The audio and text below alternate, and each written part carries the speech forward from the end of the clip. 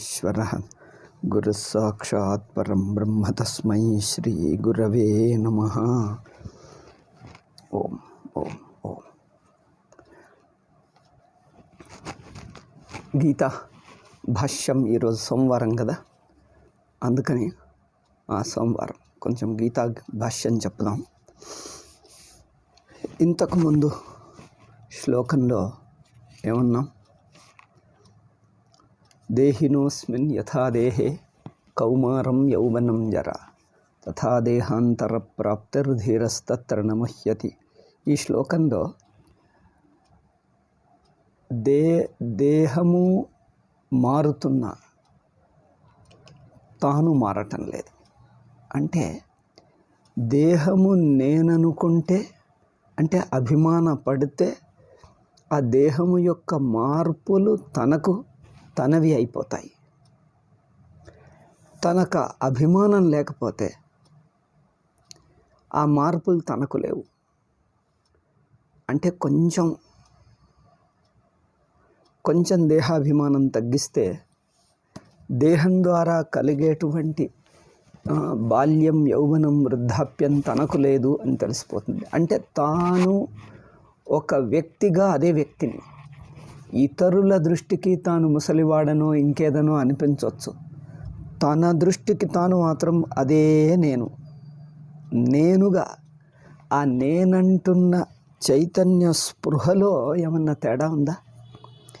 ఆత్మగా ఉండటంలో తేడా ఉందా? అదే నేను. కాకపోతే చాలా ఏళ్ళు గడిచిపోయాయి.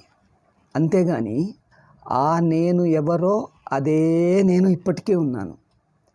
అంటే మార్పు శరీరంకి వస్తుందే కానీ ఆత్మకు లేదు. ఆత్మ ఏమీ మారకుండా తానుగా ఉన్నాడు. అట్లాగే ఇంకొక దేహం పొందినా తానే. అది ఇక్కడ చెప్పేది. అంటే దేహంలోనే దేహము యొక్క బాల్యం, యౌవనం, వృద్ధాప్యం అవస్థలు మారుతుంటే ఆ అవస్థల మార్పుకు గురి కాకుండా చైతన్యం ఉన్నది కాదా? అంటే ఇట్లా చేద్దాం. జాగ్రత్త అవస్థ తీసుకుందాం, ఉదాహరణ అర్థమవుతుంది. జాగ్రత్త అవస్థలో తాను బాలుడిగా ఉన్నా, యువకుడిగా ఉన్నా, వృద్ధుడైనా మెలకువ అనే అవస్థ మాత్రం ఒకటే. ఇప్పుడు బాగా అర్థమవుతుంది. మెలకువ అనే చైతన్య స్పృహలోనే బాలుడిగా ఉంటాడు, యువకుడిగా ఉంటాడు, వృద్ధుడిగా ఉంటాడు. కానీ మెలకువ అన్న స్పృహ ఎప్పటికీ మారదే. మెలకువకు వయస్సు వస్తుందా? మెలకువ అన్న తెలివికి, చైతన్య స్పృహకు వయస్సు వస్తుందా? మారుతుందా? అది ఎప్పుడూ ఉంటుంది, అట్లాగే ఉంటుంది, మారకుండా. అంటే చైతన్య స్పృహకు వయస్సు లేదు. అది చిన్నది కాదు, పెద్దది కాదు, ఎప్పుడూ ఉంటుంది. అంటే అవస్థలో ఎన్ని మార్పులు జరిగినా అవస్థ ఒక్కటే. ఇక్కడ అంటే దేహపు అవస్థలన్నీ ఒక్క ఆత్మలోనే జరుగుతున్నాయి, ఆత్మ మారకుండా ఉంది అనేది ఒకే అవస్థలోని మార్పులన్నీ అవస్థా స్పృహకు అంటకుండా ఉన్నాయి, వైశ్వానర స్పృహకు అంటకుండా ఉన్నాయి. వైశ్వానర స్పృహ ఏం మారటమే లేదు. అది చూడండి. అట్లాగే తథా దేహాంతర ప్రాప్తి, అట్లాగే అవస్థనే మారిపోయింది అనుకో. అవస్థనే మారిపోయింది. దేహాంతర ప్రాప్తి ಅಂದರೆ దేహం అంటే ఎవరు? అవస్థ. ఇక్కడ మొత్తం అవస్థను ఒక దేహంగా తీసుకో.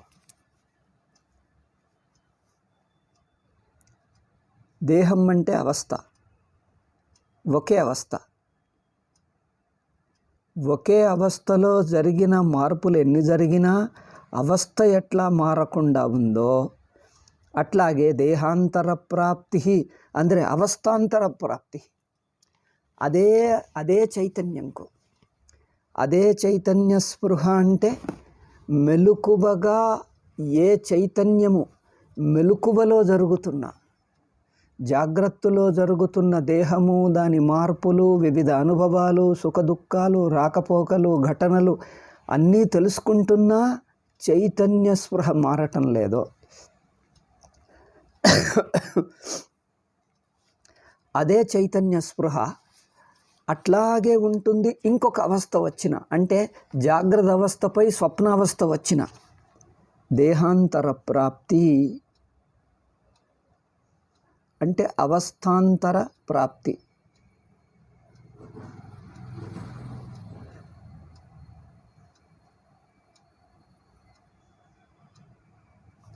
అవస్థ మారినా కూడా అదే చైతన్యం ఉంటుంది. ఇప్పుడు ఒక అవస్థ నుంచి ఇంకో అవస్థకు పోతే ఈ అవస్థ ఆ అవస్థలో జ్ఞాపకం రాదు. జాగ్రత్త అవస్థ స్వప్నంలో జ్ఞాపకం రాదు. జాగ్రత్త అవస్థ స్వప్నావస్థలో జ్ఞాపకం రాదు. ఎందుకంటే స్వప్నంలో ఉన్నప్పుడు స్వప్నావస్థ జాగ్రత్తగానే అనిపిస్తుంది, స్వప్నావస్థ జాగ్రత్తగానే అనిపిస్తుంది, జాగ్రత్తగానే అనిపిస్తుంది. ఒక అవస్థ, ఈ జాగ్రత్త అవస్థ స్వప్నంలో జ్ఞాపకం రాదు. అట్లాగే ఈ దేహపు స్థితి ఇంకొక దేహపు స్థితిలో జ్ఞాపకం రాదు. అయినా చైతన్యం ఒకటే ఉంది. చైతన్యం మారదు, రాదు, పోదు, మారదు. అంటే ఇప్పుడు ఆకాశంలో ఒక ఇల్లు కట్టాం. ఇంకొక ఉదాహరణ బాగుంటుంది చూడండి. ఒక ఆకాశంలో ఒక ఇల్లు కట్టాం. ఆ ఇంట్లో ఏదో ఫర్నిచర్లు, వస్తువులు ఏదో చూడటానికి ఎంతో పడుతుంది. ఆ ఇల్లు కూల్చేసి ఇంకొక ఇల్లు కడితే అదే చోట ఇంకొక రీతిగా కనిపిస్తుంది. కానీ ఆకాశంకి ఏమైనా తేడా ఉంటుందా? చూడండి, ఆకాశంకి ఏమైనా తేడా ఉంటుందా? ఇల్లు గోడలు ఒక రకంగా కడితే ఒక రకమైన గదిలాగా కనిపిస్తుంది. ఆ గోడలు కూల్చి పెద్ద హాలు కడితే ఒక పెద్ద స్టేడియమో, లేకపోతే ఒక పెద్ద ఫిల్మ్ థియేటరు, ఒక పెద్ద కమ్యూనిటీ హాల్ లాంటిది కడితే అది ఇంకా పెద్దగా అనిపిస్తుంది. అయితే ఆకాశంలో ఏమైనా తేడా వస్తుందా? ఆకాశం తానే తాను, దానికి ఏమీ మార్పు ఉండదు. అట్లాగే చైతన్యమును మనం దేహం ద్వారా చూడటం వలన దేహపు మార్పులన్నీ తనకే జరుగుతున్నట్టు పొరపాటుగా చూస్తున్నాం. ఈ పొరపాటు ఏమిటి? చూస్తున్న దృష్టిలో లోపం. అవస్థలోని, అందుకే మనము జాగ్రత్త అన్నప్పుడు మెలకువ అవస్థలో ఉండు. మెలకువ అవస్థలో దేహం ఉండొచ్చు, కానీ మెలకువకు లేదు, మెలకువకు దేహం లేదు. దేహం మెలకువ స్పృహలో ఉంది. అది చూడండి, బాగుంది. దేహం ద్వారా కనిపిస్తున్న వస్తువులన్నీ మెలకువలోనే ఉన్నాయి. మెలకువలో కనిపిస్తున్న పదార్థాలు, ప్రపంచము అంతా మెలకువలోనే ఉంది. మెలకువ స్పృహను దాటి లేదు. ఉందా? మెలకువ స్పృహలోనే వస్తువులు, పదార్థాలన్నీ కనిపిస్తున్నాయి. అంటే మెలకువ అనేటువంటి చైతన్య స్పృహను దాటి కనిపించవు. దాటితే అవే ఉండవు కదా. మెలకువ స్పృహను దాటితే అవే ఉండవు. అంటే అవి మెలకువ స్పృహలో అంతర్గతంగానే కనిపిస్తాయి. కానీ మెలకువ స్పృహ మారుతుందా? మీరు ఇప్పుడు ఒక పుస్తకంను చూస్తున్నాం, మళ్ళీ తర్వాత గోడను చూస్తే అది చూసే తెలివి మారుతుందా? లేదు. గోడ నుంచి మళ్ళీ ఇంకొక బట్ట చూడు, తెలివి మారదు. ఒక చెట్టు చూడు, మారదు. మళ్ళీ టేబుల్ చూడు, మారదు. మళ్ళీ చాప చూడు. అంటే అదే చైతన్యంలో అనేక అనుభవాలు వస్తున్నాయి, పోతున్నాయి.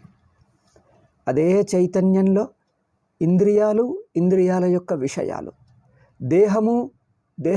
దేహము ఇప్పుడున్నది, ఇక్కడున్నది అంటున్న దేశకాలం కూడా మెలకువ స్పృహలోనే తెలుస్తున్నది. ఇప్పుడు ఇక్కడ అనేది నాకే తెలుస్తుంది, నాకంటే నా తెలివికి తెలుస్తుంది. ఇప్పుడు ఇక్కడ అనేది దేహం ద్వారానే దేశకాలాలు తెలుస్తాయి. అంటే దేహము యొక్క ఆకారం, దేహం ఎట్లా ఉంది, దాని వయస్సు, దేహం ఎట్లా ఉన్నది అనేది దేహం ద్వారా నేను ఎటువంటి వాడను అనేది దేహము యొక్క స్పృహను తనలో కలుపుకొని చూస్తున్నాడు, అధ్యారోపణ చేసి చూస్తున్నాడు. కానీ కళ్ళు మూసుకుంటే దేహస్పృహ లేదు. అవునా? అంటే తనను ఏదో పుస్తకంలో నిమగ్నమైతే నా దేహం ఎట్లుంది అన్న స్పృహ జ్ఞాపకం వస్తుందా? ఏదన్నా వింటున్నారు, ఇప్పుడు చూడండి వేదాంతం వింటున్నాం, వింటూ వింటూ ఆ మాటలో ఆ ఆలోచనలో నిమగ్నమైతే దేహస్పృహ లేదు. దేహస్పృహ ఎప్పుడూ ఉందా? నేను అటువంటి వాణ్ణి ఇటువంటి వాణ్ణి అన్న భావననే లేదు. నేను పురుషుణ్ణి, నేను స్త్రీ, నేను అతణ్ణి, నేను ఇతణ్ణి అనేటువంటి దేహం ద్వారా మీ వ్యక్తిత్వపు స్పృహ అక్కడ మునిగిపోతుంది, తొలగిపోతుంది. తాను మాత్రం ఉంటాడు. అంటే తాను తన ఉనికి దేహరూపం కాదు, దేహము మెలకువ స్పృహలో, జాగ్రత్త స్పృహలో తెలుస్తున్నది. దేహము జాగ్రత్త స్పృహలో తెలుస్తున్నదే కానీ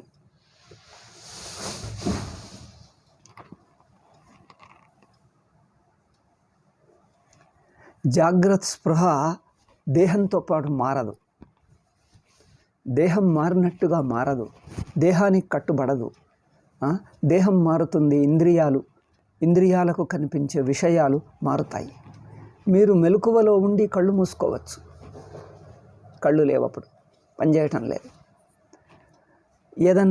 ఏదన్నా పుస్తకం చదువుతూ అందులో నిమగ్నమైతే మీకు కళ్ళు మర్చిపోతాం. అంటే అథవా ఏదన్నా ఆలోచిస్తూ ధ్యానం చేస్తూ ఉంటే కళ్ళు మూసుకున్నప్పుడు మీకు ఇంద్రియాలు లేవు, కానీ తానున్నాడు. ఏదన్నా ఒకటి కథ, ఆ మానస పూజ చేయండి, బాగుంటుంది. మానస పూజలో అప్పుడు అన్నీ మీకు అక్కడ అన్నీ కనిపిస్తూ ఉంటాయి, ఒక స్వప్నంలాగా మీరు అన్నీ చూస్తారు అక్కడ, కానీ ప్రపంచం లేదు, ఇంద్రియాలు లేవు. ఇంద్రియాల ద్వారా కనిపించే బాహ్య ప్రపంచం లేదు. ఇంద్రియాలు లేవు, ఇంద్రియం ద్వారా కనిపించే బాహ్య ప్రపంచం లేదు. అవునా? అంటే ఇవన్నీ కూడా వదిలి, అభిమానం వదిలి చైతన్యంగా ఉంటున్నాడు కనుక ఇట్లు చైతన్య స్పృహలో దేహము తప్పనిసరి కాదు. దేహం ఉంటేనే చైతన్యం ఉంటుంది అని కాదు, ఇంద్రియాలు కళ్ళు ఉంటేనే చైతన్యం ఉంటుంది అని కాదు. చైతన్యము కళ్ళ కంటే అతీతంగా ఉన్నది. కళ్ళున్నా చైతన్యం ఉంది, కళ్ళు లేకున్నా చైతన్యం ఉంది. చెవులు వింటున్నా చైతన్యం ఉంది, చెవులు వినిపించకున్నా చైతన్యం ఉంది. అంటే చైతన్యము మనం ఏమనుకుంటున్నాం, ఇంద్రియాలతో చూస్తేనే చైతన్యం అనుకుంటున్నాం. దేహస్పృహ ఉంటేనే చైతన్యం అనుకుంటున్నాం. దేహస్పృహ చైతన్యం ఒకటే కాదు. చైతన్యంలో దేహం ఒక భాగం, ఒక విషయం అంతే. చైతన్య స్పృహలో దేహం అనేది ఒక అవయవం అంతే. అవునా? చైతన్య స్పృహలో దేహం అనేది ఒక అవయవం అంతే.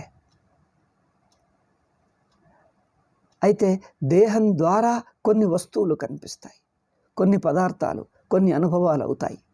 అయితే దేహాభిమానం వదిలితే ఆ మిగతా అనుభవాలు పోతాయి. మిగతా అనుభవాలు వదిలించుకొని తానుంటాడు.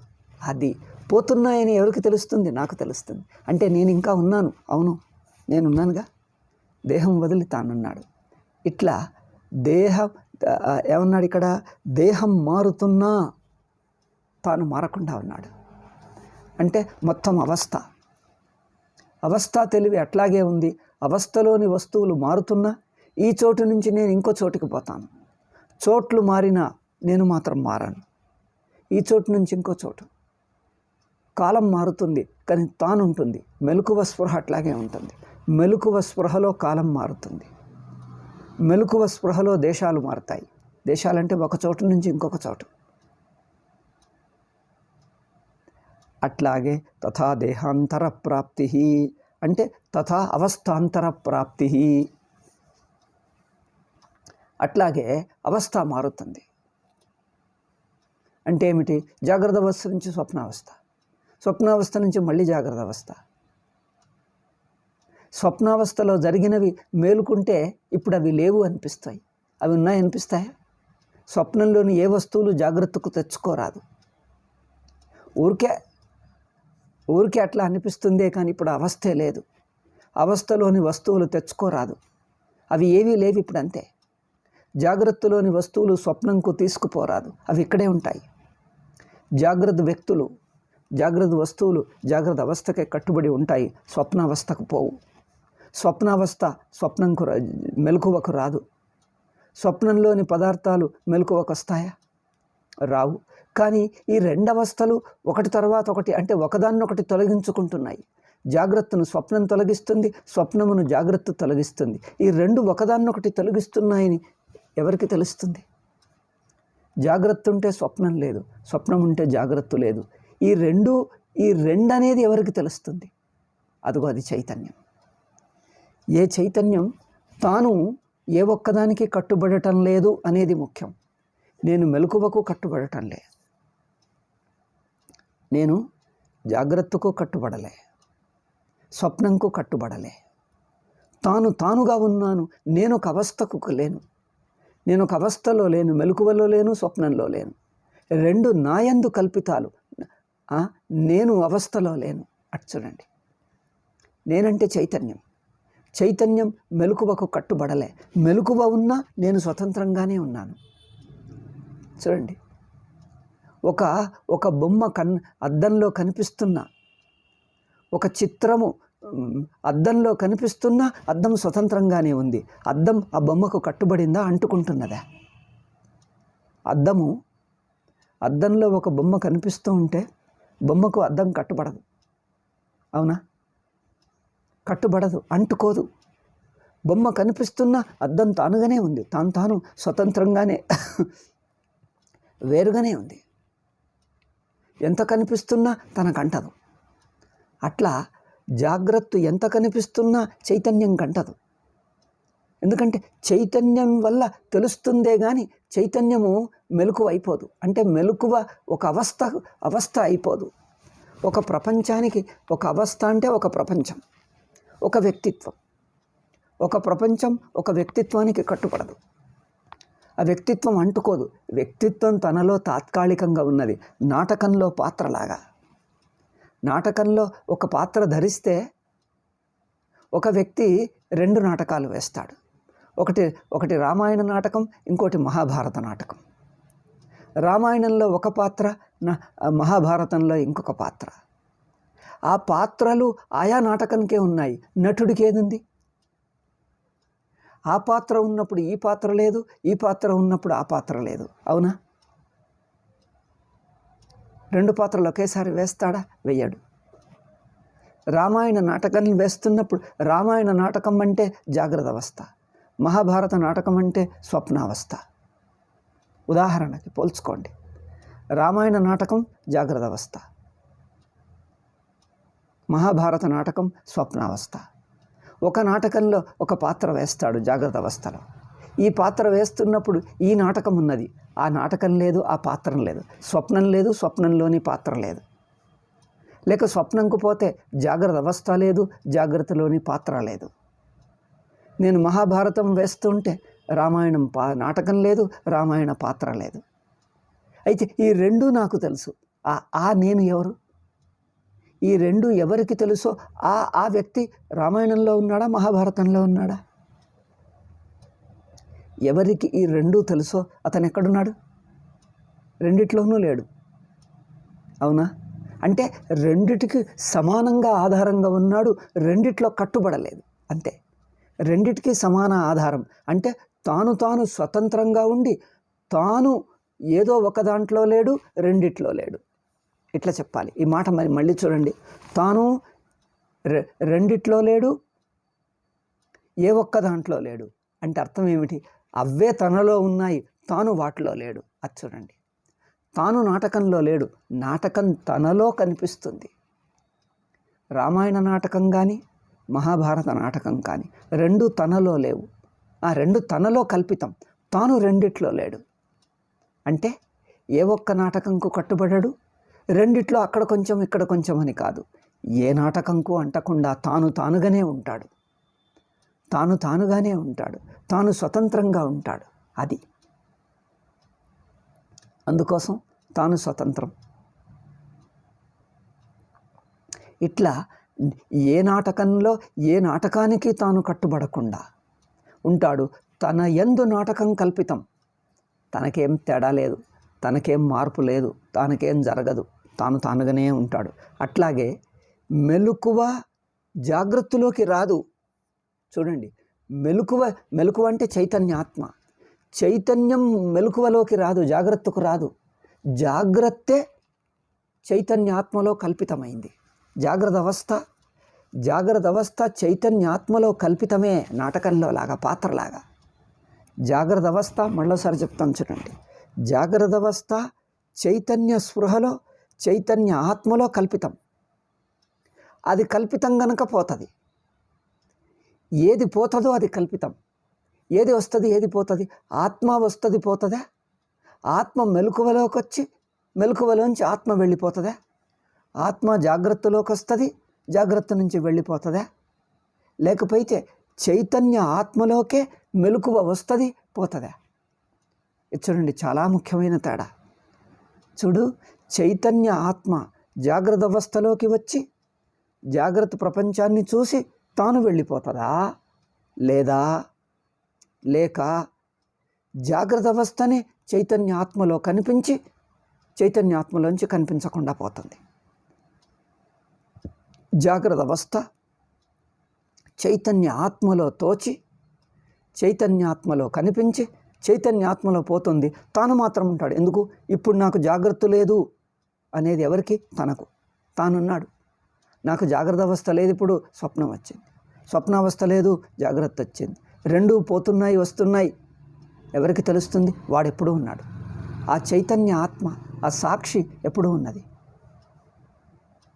సాక్షి ఆత్మ, చైతన్య ఆత్మ రాదు పోదు. ఒక అవస్థ నుంచి ఇంకో అవస్థకు ఎవరు వస్తున్నారు, ఎవరు పోతున్నారు? మనం ఏమనుకుంటాం? జాగ్రత్త అవస్థ నుంచి స్వప్నంకు, స్వప్నం నుంచి జాగ్రత్తకు వస్తూ పోతూ ఉన్నది. వస్తూ పోతూ లేదు. తాను ఉంటాడు, తాను వస్తూ పోతూ ఉన్నాడా ఏమిటి? మీరు ఎప్పుడన్నా రాకపోక చూసారా? మెలకువ నుంచి నేను పోతున్నాను అని మీకు ఎప్పుడన్నా అనిపించిందా? నువ్వు పోవటంలే, నువ్వు ఉంటున్నావు, నీలోకి మెలకు వచ్చింది. ఇది చాలా ముఖ్యం. ఇది చాలా చాలా ముఖ్యం.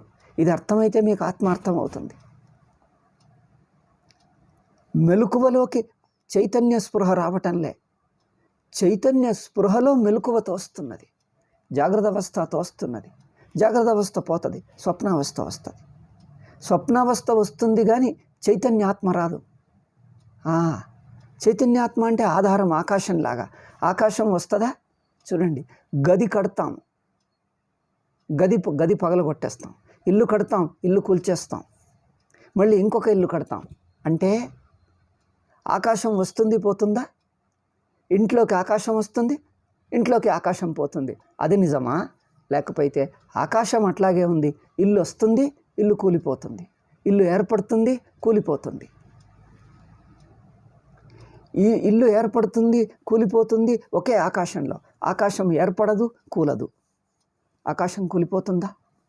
ఆకాశం కొత్తగా ఏర్పడుతుందా? ఆకాశం ఏర్పడదు, కూలిపోదు, అట్లాగే ఉంటుంది. అది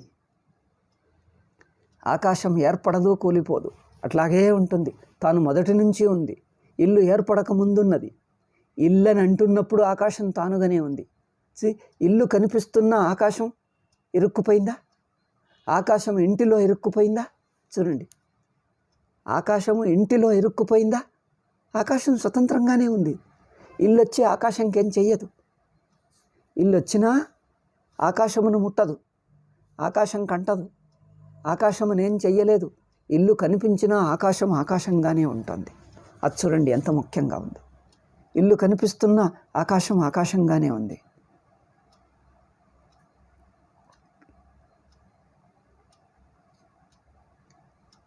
అయితే ఇల్లు పోతున్నది, గోడలు కూలిపోతున్నాయి, ఆకాశంలోనే కూలిపోతుంది. చూడండి, ఆకాశంలోనే ఇల్లు ఏర్పడుతుంది, ఆకాశంలోనే ఇల్లు ఉంటుంది, ఆకాశంలోనే ఇల్లు కూలిపోతుంది.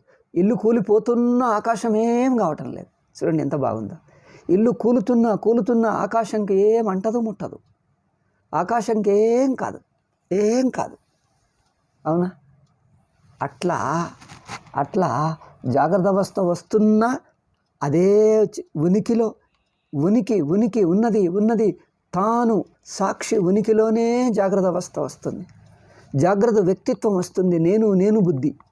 నేను బుద్ధి వస్తుంది సాక్షిలో. నేను బుద్ధి రాకముందు సాక్షి ఉంది. అవునా? సాక్షికి నేను బుద్ధి లేదు, ఊరికే ఉనికి. ఆ ఉనికే సాక్షి, ఆ ఉనికే చైతన్యం. ఉనికిలో నేను బుద్ధి వస్తుంది. నేను బుద్ధి వచ్చినంతసేపు ఉనికి ఉంది. ఎందుకు? నేను ఉన్నాను. ఆ ఉనికిని పట్టుకొనే, ఉనికిని తీసుకొనే నేననేది కనిపిస్తుంది. నేననే బుద్ధి ఉనికిని పట్టుకొనే కనిపిస్తుంది. అవునా? ఉనికిని ఆసరాగా చేసుకొని, ఉనికిని ఆధారంగా చేసుకొనే నేను బుద్ధి కనిపిస్తోంది. నేను బుద్ధి తొలగిపోతుంది, కరిగిపోతుంది, కానీ ఉనికి కరగదు. చూడండి, నేను బుద్ధి కరుగుతుందే కానీ ఉనికి కరగదు. ఉనికి అట్లాగే ఉంటుంది. అవునా? నేను బుద్ధి కరగదు, నేను బుద్ధి పోతుంది, కరిగిపోతుంది. ఉనికి కరగదు, ఉనికి కొత్తగా రాదు. ఎందుకంటే ఉనికికి ప్రత్యయం లేదు. ఉనికికి ఇది అది నేను అనే బుద్ధి లేదు అక్కడ. ఉనికి బుద్ధి యొక్క విషయం కాదు. ఉనికి అనేది బుద్ధి యొక్క విషయం కాదు. అందుకని ఉన్నది అనేటువంటిది స్వతసిద్ధం. అందులో ఈ నేనన్న బుద్ధి తోస్తుంది, నేనన్న బుద్ధి కరిగిపోతుంది. ఉనికి మాత్రం అట్లాగే ఉంటుంది. పేరు లేకుండా, చెప్ప రాకుండా, నోరుతో చెప్పొచ్చేది అహంబుద్ధి. తలుచుకుంటే తలుపుగా వచ్చేది తలుపు అంటే అనిసికే తలుపు. ఒక తలుపు, నేను అనేది ఒక తలుపుగా వస్తుంది. తలుపు అంటే ద్వారం అనుకోకండి, తెలుగులో ఇంకా వేరు. తలుపు అంటే ద్వారం అని ఒక అర్థం. తలుపు అంటే ఆలోచన, యోచన, వృత్తికి తలుపు అంటారు అచ్చ తెలుగులో. యోచన, వృత్తి, తలుపు. కొందరు కన్నడిగులు ఉన్నారుగా, వాళ్ళ కోసం చెప్తున్నాను. తలుపు అంటే స్వచ్ఛంగా తెలుగు వచ్చిన వాళ్ళకు మొదలే వస్తుంది. నేననేది ఒక తలుపు, ఒక వృత్తి. ఆ తలుపు లేకముందే ఉనికి ఉన్నది. ఉనికిలో తలుపు కనిపిస్తోంది. తలుచుకోకున్నా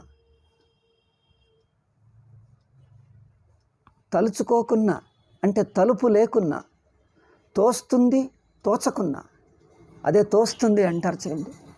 ఆ తోస్తుందే ప్రపంచం తోస్తుంది, నేను అనేది తోస్తుంది. అది తోచకున్నా తానున్నాడు, తలుపు లేకున్నా తానున్నాడు. తలుపు అంటే తోచటం. తలుపు లేకున్నా, తోచటం లేకున్నా ఉనికి ఉంది, చైతన్యం ఉంది. చూడండి, ఆ చైతన్యంలో తలుపు కనిపిస్తున్నా ఉనికిని పట్టుకొనే, ఉనికిని ఆధారం చేసుకునే తలుపు నేను అనే బుద్ధి కనిపిస్తోంది. నేను అనే బుద్ధికి ఏది ఆధారమో అది చైతన్యాత్మ, అది ఉనికి స్వరూపం, అది స్వతసిద్ధ ఆత్మ. ఆ స్వతసిద్ధ ఆత్మలో ఇటు నేను బుద్ధి, ప్రపంచ బుద్ధి. నేను అనేది, ప్రపంచం అనేది, ఈ రెండు ఒక అవస్థ. ఆ ఉనికిలోనే కనిపిస్తుంది. అవస్థ చెదరిపోతుంది, అవస్థ కరిగిపోతుంది, ఉనికి మాత్రం అలాగే నిలిచిపోతుంది. ఉనికి నిలిచిపోతుంది, అవస్థ చెదరిపోతుంది. అవస్థ కరిగిపోతుంది, ఉనికి నిలిచిపోతుంది. ఎందుకు? అది మొదటి నుంచి ఉన్నది, అది కొత్తగా వచ్చింది కాదు, అది పోయేది కాదు. అవునా? ఉనికి అంటేనే స్వతహాగా ఉంది, తానుగా ఉంది. అది కొత్తగా రాదు, చెదరదు. కొత్తగా రాదు, చెదరిపోదు, కదిలిపోదు, చెదరిపోదు. వచ్చినప్పుడు ఆ ఉనికిని ఆనుకొని, ఉనికిని పట్టుకొని, ఉనికిని ఆధారం చేసుకొని తోస్తుంటుంది. ఉనికిని పట్టుకొనే తోస్తుంది. కానీ ఉనికి ఎవరిని పట్టుకోదు. ఉనికిని పట్టుకొని నేను బుద్ధి తోస్తుంది, ప్రపంచం తోస్తుంది. ఉనికి ఎవరిని పట్టుకోకుండా తోస్తుంది, ఎవరిని పట్టదు. ఉనికి అహంబుద్ధిని పట్టుకోదు, ప్రపంచమును పట్టుకోదు, ఇంద్రియాలను పట్టుకోదు, దేహాన్ని పట్టుకోదు. ఏది పట్టుకోకుండా తానుగా ఉంటుంది. దేహమే ఉనికిని పట్టుకొని తోస్తుంది. దేహము ఉనికిని ఆనుకొని, ఉనికిని ఆధారం చేసుకొని తోస్తుంది. ఉనికి మాత్రం దేహమును ఆధారం చేసుకొని తోచదు. అవసరం లేదు, తాను ఉనికి ఉండటానికి దేహం అవసరం లేదు. ఇంద్రియాలు మర్చిపోయినా ఉనికి ఉంటుంది, దేహం మర్చిపోయినా ఉనికి ఉంటుంది. ప్రపంచం ఆగిపోయినా, ప్రపంచం చెదిరిపోయినా, అవస్థ చెదిరిపోయినా, ప్రపంచం ఆగిపోయినా ఉనికి ఉంటుంది. తలుపు ఉండదు అంతే. ఉనికి అన్న వృత్తి ఉండదు, కానీ ఉనికి ఉంటుంది. మళ్ళీ వృత్తి వస్తే, ఉన్నాను నేను అనే వృత్తి వస్తే ఆ ఉనికిని ఆనుకొనే వృత్తితో వస్తుంది. నేనన్న బుద్ధి ఉనికిని ఆనుకొనే, ఉనికిని ఆధారం చేసుకునే తోస్తుంది, ఉనికిని పట్టుకునే తోస్తుంది. ఉనికి ఎవరిని పట్టదు, ఎవరిని ఆనుకోదు, ఎవరిని ఆధారపడదు, తానే స్వతసిద్ధం. అట్లా తథా దేహాంతర ప్రాప్తి. దేహం మారుతుంది. దేహం అంటే అవస్థ. జాగ్రత్త అవస్థలో ఒక దేహం ఉన్నది, స్వప్నావస్థలో ఇంకొక దేహం ఉంది. అవునా? జాగ్రత్త అవస్థలో ఒక దేహం, స్వప్నావస్థలో ఇంకొక దేహం. జాగ్రత్త అవస్థ స్వప్నమవుతుంది, స్వప్నావస్థ జాగ్రత్త అవుతుంది. అంటే ఆ దేహం పోయి ఈ దేహం వస్తుంది, ఈ దేహం పోయి ఆ దేహం వస్తుంది. దేహాంతర ప్రాప్తి, అవస్థాంతర ప్రాప్తి. ధీర అంటే ఎవరు? సాక్షి. ధీర సాక్షి తత్ర నముహ్యతి. ఇక్కడ ధీర ఎవరు? ఇది తెలుసుకున్నవాడు అని అర్థం.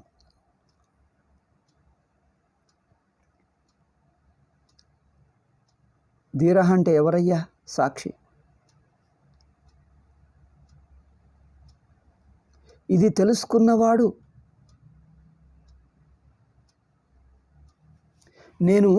నేను ఏ అవస్థలోని వ్యక్తిని కాదు.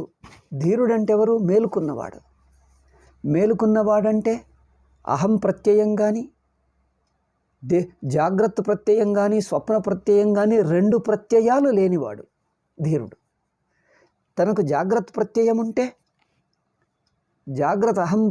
జాగ్రత్త ప్రమాతృత్వం ఉంటే భ్రాంతి, స్వప్న ప్రమాతృత్వం ఉంటే భ్రాంతి. ఏ ప్రమాతృత్వం లేదు తనకు. జాగ్రత్త జ్ఞాతృత్వం, స్వప్న జ్ఞాతృత్వం, రెండు జ్ఞాతృత్వాలు లేవు.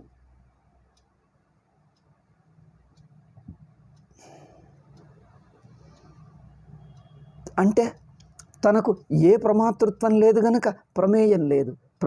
ప్రమేయం అనే లేదు, దేశం లేదు, కాలం లేదు, తానుగా ఉన్నాడు. అంటే తాను ఒక ప్రమాత్ర రూపుడను కాదు, తాను ఒక జ్ఞాత కాదు, జ్ఞేయ సంబద్ధమైన జ్ఞాత కాదు, ఒక అవస్థా సంబద్ధమైన వ్యక్తి కాను, తాను ఒక వ్యక్తి కాను, తాను ఉనికి స్వరూపుడను, తాను చైతన్య రూపుడు. అది సాక్షి. అది ఎవరు తెలుసుకుంటారో ధీర నముహ్యతి, అతనికి మోహం లేదు. తథా దేహాంతర ప్రాప్తి ధీరస్తత్ర నముహ్యతి. ధీర అసాక్షి నముహ్యతి.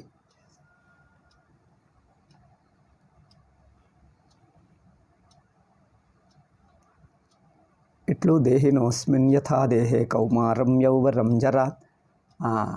ఒకే అవస్థలో దేహం మారుతున్నా అవస్థ ఎట్లా మారకుండా ఉందో, అట్లాగే ఒక అవస్థ ఇంకో అవస్థను తొలగిస్తున్నా సాక్షి ధీర నముహ్యతి.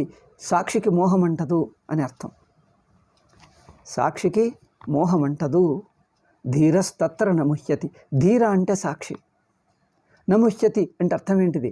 సాక్షి నేను ప్రమాతాని ప్రమాతృత్వం అధ్యారోపించుకోడు.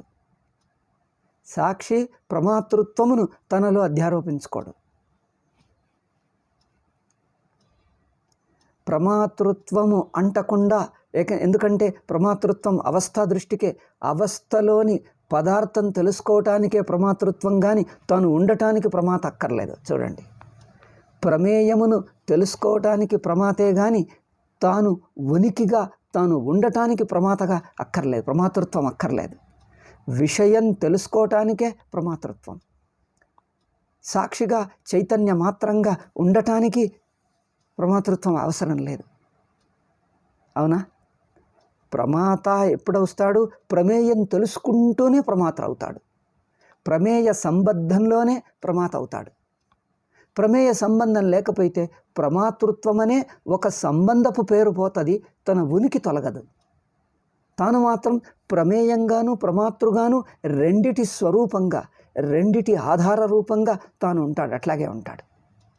ప్రమాతృ రూపం, ప్రమేయ రూపం.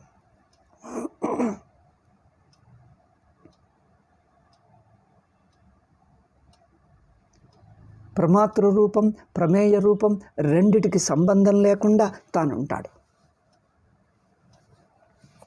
అవునా? దాన్ని ఏమన్నాం? స్వతసిద్ధం ధీరస్తత్ర నముహ్యతి.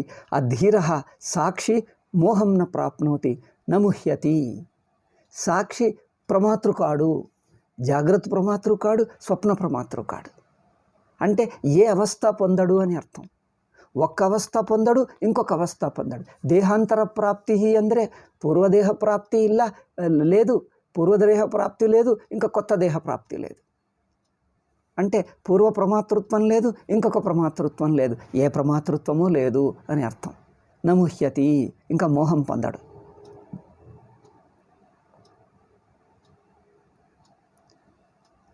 ఇదే విషయాన్ని ఇక్కడేమో ప్రమాతృదృష్ట్యా అన్నాడు. దీన్నే తర్వాత శ్లోకంలో అంటాడు, మాత్రా స్పర్శాస్తు కౌంతేయ శీతోష్ణ సుఖ దుఃఖదాః ఆగమాపాయినో నిత్యాస్తాంతిదిక్షస్వ భారతాన్. మాత్రా స్పర్శాస్తు కౌంతేయ శీతోష్ణ సుఖ దుఃఖదాః. అంటే మాత్రా స్పర్శ అంటే ఇంద్రియ విషయేంద్రియాల సంయోగం. ఒక్క మాటలో చెప్పాలంటే పర్సెప్షన్. అంటే విషయేంద్రియ సంయోగం అంటే ప్రత్యక్షం, ఐంద్రియ ప్రత్యక్షం.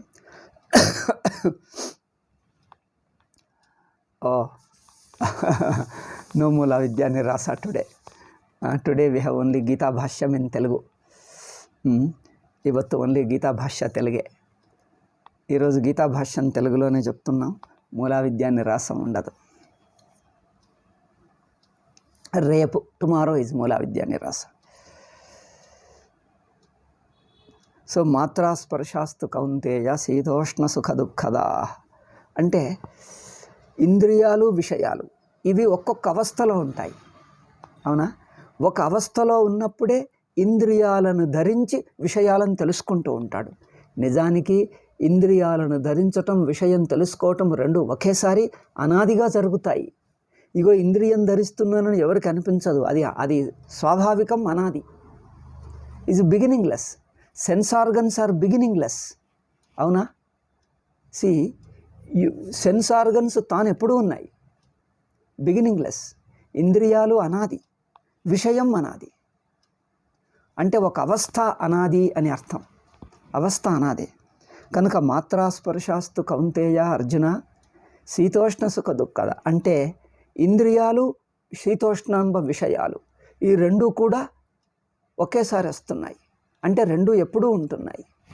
ఇంద్రియ మనస్సులు అంటే నేను వ్యక్తిగా ఉన్నంతసేపు విషయాల సంబంధం తప్పదు. అంటే నేను ఒక వ్యక్తిగా అంటే ఎప్పుడుంటాను? జాగ్రత్తలోనో స్వప్నంలోనో. నేను జాగ్రత్తలోనో స్వప్నంలోనో వ్యక్తిగా ఉన్నప్పుడు విషయ సంస్పర్శ తప్పదు. అంటే నేను ఒక ప్రమాతృవుగా, కర్తభోక్తగా, ఒక ప్రమాతృవుగా ఉన్నప్పుడు ప్రమేయ సంబంధం తప్పదు. దాని ద్వారా శీతోష్ణాలు రానే వస్తాయి, సుఖ దుఃఖాలు శీతోష్ణాలు రానే వస్తాయి. అంటే విషయ సంబంధం అని అర్థం. శీతోష్ణ సుఖ దుఃఖదా అంటే విషయ సంబంధం అని అర్థం. అయితే అహం బుద్ధి ఉన్నంతసేపు ఇదం బుద్ధి విషయ సంబంధం తప్పదు. అంటే అవి రెండు కావు అని అర్థం. ఒకే నాణెం యొక్క రెండు దిక్కుల్లాంటివి. అహం బుద్ధి ఇదం బుద్ధి రెండు వేరు కాదు, రెండొకటే. ప్రమాతృ ప్రమేయ బుద్ధి రెండు వేరు కాదు, రెండొకటే. ఊరికే దాన్ని దృష్టి భేదంతో రెండు వేరుగా చెప్తున్నాం, రెండొకటే. అయితే ఇక్కడ ఏమంటున్నాడు? ఇంద్రియాలు, ఇంద్రియం అంటే మనస్సు కూడా. ఇంద్రియ మనస్సులు మళ్ళీ వాటి విషయం అంటే ప్రపంచం, అవస్థ. ఈ రెండు ఏమిటి? ఆగమాపాయినః అంటే ఇంద్రియ మనస్సులు, వాటి ద్వారా కనిపించే ప్రపంచం మొత్తం అవస్థ. ఈ మొత్తం అవస్థ తప్పదు. అంటే నువ్వు అవస్థలో ఉన్నంతసేపు, అంటే నువ్వు దేహేంద్రియాదులు, ఇంద్రియ మనస్సులు నేను అని పట్టుకుంటే ఏదో ఒక అనుభవం తప్పదు, ప్రపంచానుభవం తప్పదు. ఆ ప్రపంచానుభవంలో ఒకప్పుడు సుఖం, ఒకప్పుడు దుఃఖం, ఒకటి ఎక్కువ ఒకటి తక్కువ. అంటే ఈ సుఖ దుఃఖాల రాకపోకడ, సుఖ దుఃఖాలు రాకపోకడ తప్పదు. సుఖ దుఃఖాల రాకపోకడ తప్పదు, ఉంటూనే ఉంటాయి. అవి ఏం చేసినా పోవు. ఎందుకు? నేననే బుద్ధి, కర్తభోక్త, ప్రమాతృత్వం ఉన్నంతసేపు తప్పదు. అంటే నేను ఒక అవస్థలోని వ్యక్తిని అయినంతసేపు అవస్థానుభవంలోని పదార్థ సంబంధం, ప్రపంచ సంబంధం తప్పదు. నేను ఒక వ్యక్తిగా ఉన్నంతసేపు ప్రపంచ సంబంధం, పదార్థ సంబంధం తప్పదు. అవునా? అయితే తాను ప్రమాతృ, మరి ప్రపంచం ప్రమేయం. ఇవి రెండు కాదు, నాణ్యం యొక్క రెండు దిక్కులు లాంటివి. నాణ్యం యొక్క రెండు దిక్కులు లాంటివి కనుక ఈ రెండు కలిసే ఒక్క అనుభవం, రెండు కలిసినటువంటి ఒక్క బ్లాక్, ఒకటే అనుభవం. అవునా? అయితే ఇవి ఆగమాపాయిన అనిత్యాః. ఈ మొత్తము అవస్థలోని ఒక వ్యక్తిత్వం, ప్రపంచానుభవం.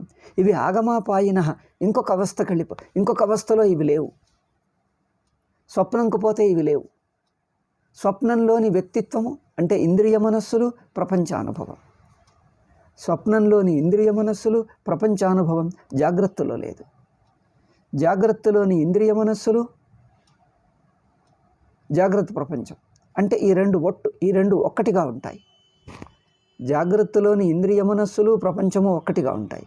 స్వప్నంలోని ఇంద్రియ మనస్సులు, స్వప్న ప్రపంచం ఒకటిగా ఉంటాయి. అంటే ఈ సెట్, ఈ ఒక్క మొత్తం స్వప్నంలో లేదు, స్వప్నంలో జాగ్రత్తలో లేదు. అందుకని ఆగమాపాయిన. ఈ రెండు ఆగమాపాయి అంటే ఏమిటి?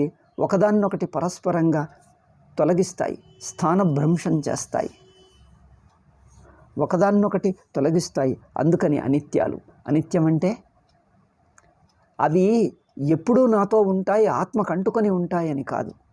వస్తాయి పోతాయి, ఆత్మను అంటవు అని అర్థం. అనిత్యం అంటే ఆత్మకు అంటవు. అందుకని తాన్ తితిక్షస్వ భారత అంటే తాన్ తితిక్షస్వ, అవి ఆత్మకు అంటవు అని తెలుసుకో. తితిక్ష అంటే ఏంటిది? ఆత్మ వాటికి అంటకుండా స్వతసిద్ధంగా ఉన్నది, ఆత్మ అసంగంగా ఉన్నది. తితిక్షస్వ అంటే అసంగ, ఆత్మ అసంగం.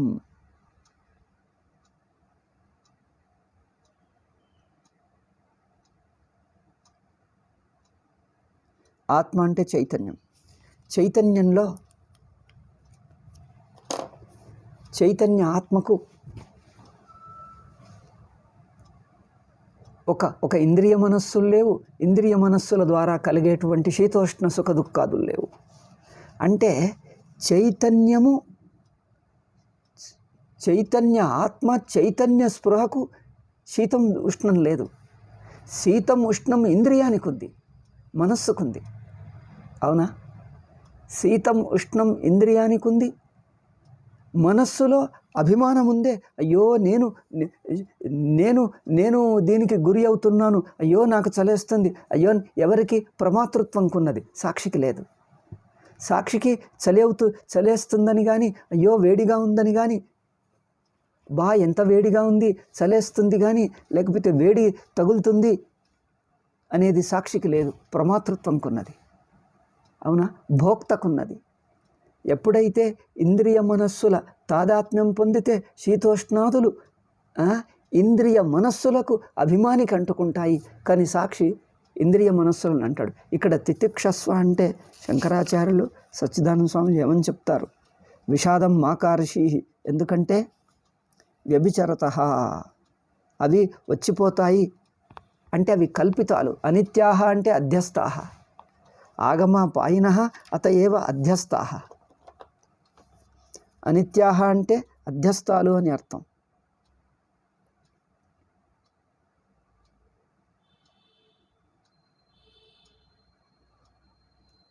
ఆత్మస్వరూపమైతే అవి రాకపోకలు ఉండవు, రావు పోవు.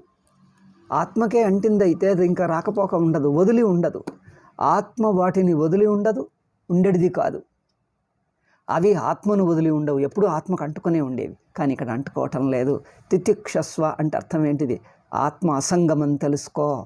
ఇవి ఆత్మకు అంటటం లేదు, ఇట్లా చెప్తున్నాడు. కనుక మాత్రాస్పర్శాస్తు కౌంతేయ శీతోష్ణ సుఖ దుఃఖదా ఆగమాపాయినో నిత్యా తాం తితిక్షస్వ భారత. అవునా? ఇంకా చాలప్ప, ఐఎమ్ ఫీలింగ్ టైర్డ్. ఇంకొక శ్లోకం ఉంది, నాసతో విద్యతే భావో. వచ్చే పాఠంలో చెప్పుదాం. వచ్చే పాఠంలో ఎంహిన వ్యథయంతేతే అనేది కొంచెం చెప్పి నాసతో విద్యతో భావో చాలా బాగుంది. దాన్ని కొంచెం వివరంగా చెప్పాల్సి వస్తుంది. దాని మీద భాష్యం ఉంది. భాష్యంలోని ఒక్కొక్క వాక్యం విచారం చేద్దాం. అది చాలా బాగుంటుంది. సామాన్యంగా గీత చెప్పినప్పుడు భాష్యాన్ని వదిలేస్తారు. ఈ భాష్యం మాత్రం కొంచెం పెద్దది, మళ్ళీ విచారించదగింది. దాన్ని మనం తర్వాత పాఠంలో చెప్పుదాం. ఆ గీతా భాష్యం ఒక వారంకొక పాఠమే అయినా చాలా అనిపిస్తుంది. ఓం శాంతి శాంతి శాంతి. అటెస్ట్ వచ్చి 45 నిమిషాల కంటే ఎక్కువ కుదరదు. చాలు. ఓం.